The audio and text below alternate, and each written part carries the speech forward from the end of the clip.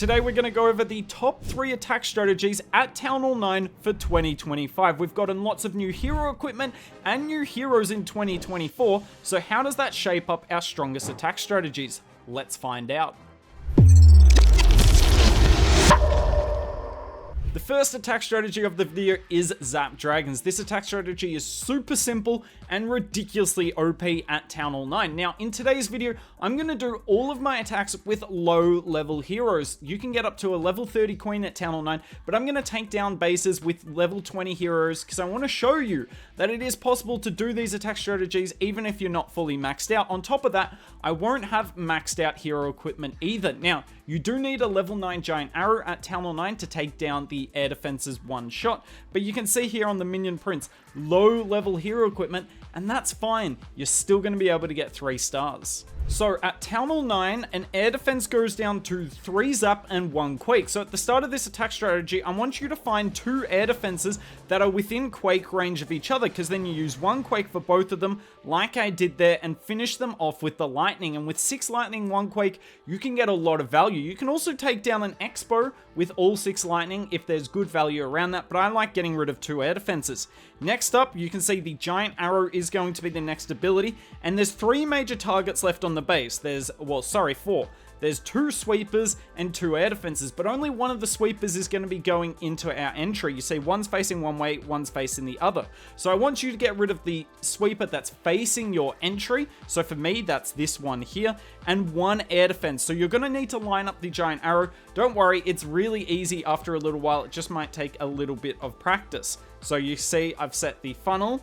Any second now, I put down the queen, pop the giant arrow instantly, and look at that.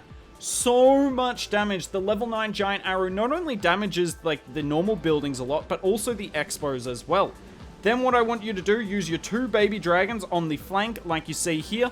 Then your dragons straight down the middle. Dragons first, then balloons, then the minion prince.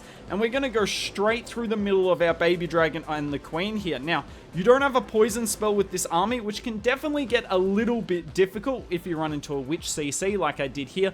But it doesn't really matter. You don't need it. The dragons will eventually get the job done. And the only thing you have to think of for the rest of this attack is A, how am I getting this defensive queen down? It does end up being a bit difficult for me here because all my dragons go around the base.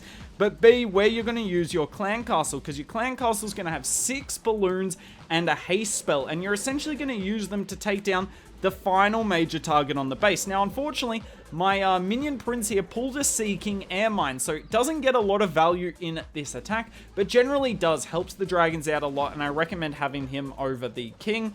And then I just decide I want to get rid of the wizard tower and the expo here, so we put the loons down. Notice how I place the haste spell so that the loons are going from defense to defense here inside the speed of the haste, and look, they're going to take down the expo as well, and there's no real targets left on the base. And even though my dragon pathing was horrible in this and I didn't funnel very well, it doesn't matter. If you get all the value with your zaps and with the giant arrow, there's not enough damage at Town Hall 9 to take down the remainder of your troops. I love this attack strategy. Really short, simple deployment bar as well. I recommend you use it at Town Hall 9. Next up, we have the easiest attack strategy at Town Hall 9. It is Witch Slap. It is simple and super strong. In terms of the hero equipment, you need the Earthquake Boots. Then instead of the Rage Vial, you can run anything you want, particularly if you've got the Spiky Ball or the Giant Gauntlet. Definitely run it there. Then in terms of the Archer Queen, you can run the Frozen Arrow if you have it, but I really like the Giant Arrow and the Invis Vial for this attack.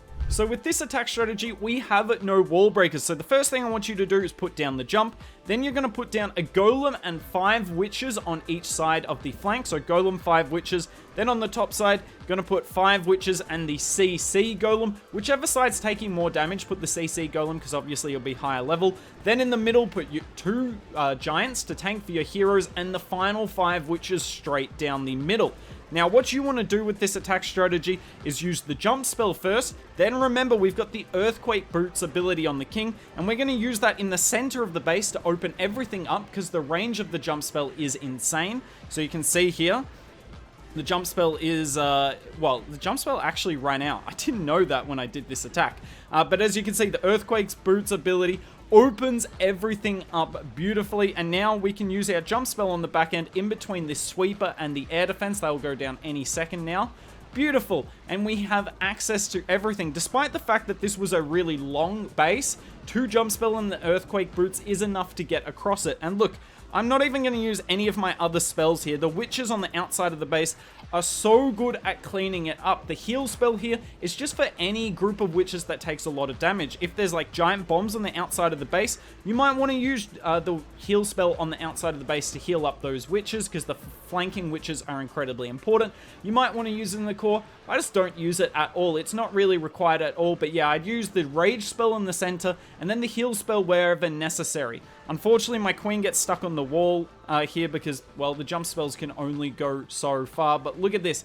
Completely wrecked. But if that wasn't enough, I've actually got a second replay because I want to discuss which angle you come in with this witch slap attack. So which area of the base do you want to enter with when it comes to witches? Well, first of all, you always want to come on a side. So what does that mean? It means you're going to put one group of witches in the corner, the other group of flanking witches in another corner, and then in the middle of the side is your main push. You never want to enter with your main push on the corner of the base because it's really hard to funnel.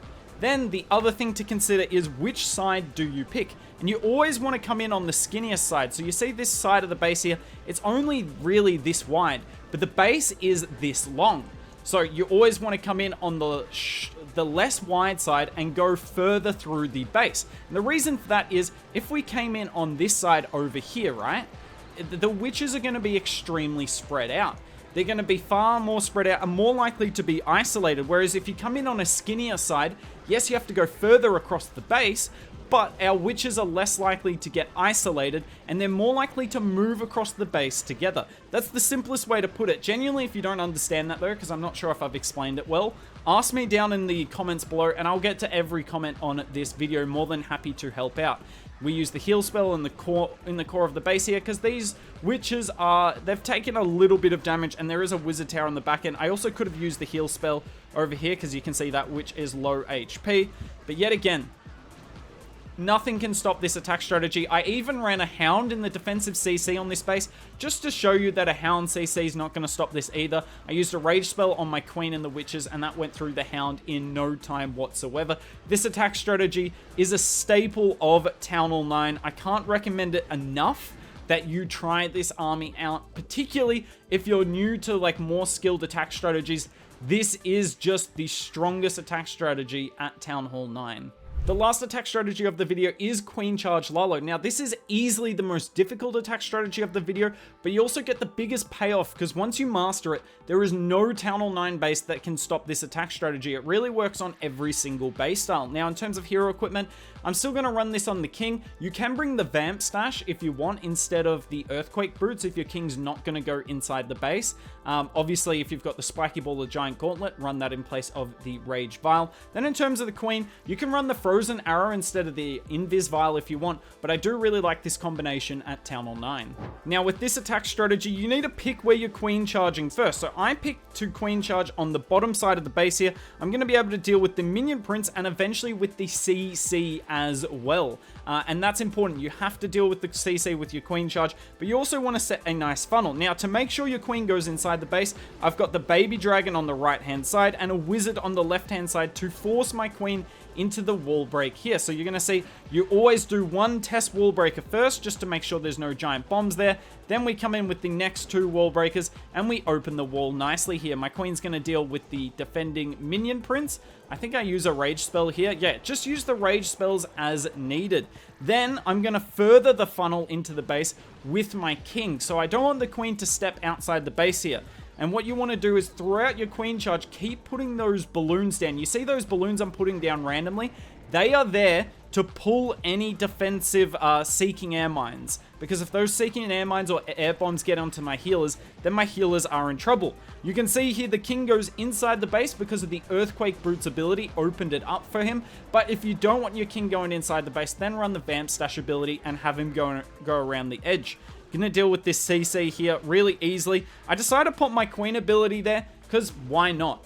Why not? It deals with the CC super quickly and we do a fair bit of damage. I probably should have got my Queen ability though to deal with like the back end sweeper and air defense.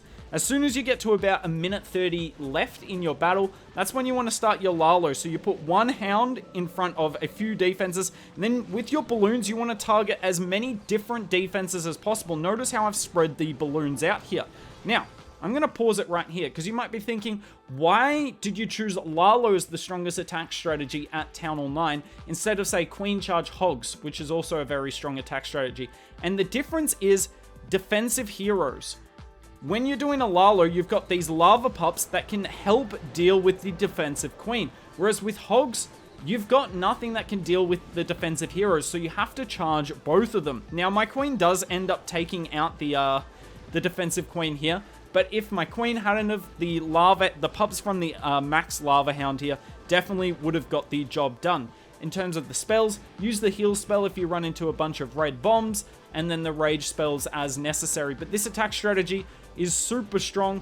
I mean, queen charging, just super easy at Town Hall 9 as well. And if you want to do queen charging at the later Town Halls, it's queen charging still strong all the way up to Town Hall 15.